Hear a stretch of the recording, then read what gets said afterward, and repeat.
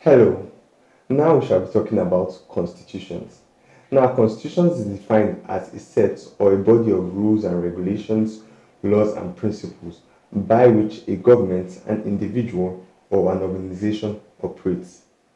Constitutionalism, on the other hand, is a concept that states that an organization, the powers of an organization or an individual are limited by the dictates of the constitution.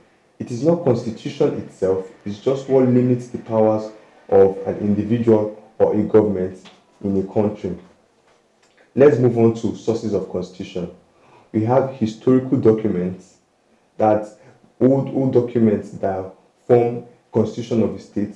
We have judicial precedents. Now, judicial precedents is past rulings in court in disputes. We also have conventional constitutional conventions. Once in a while, countries gather together to make changes to the various rules and regulations that are acceptable worldwide. Then lastly, we have customs and traditions.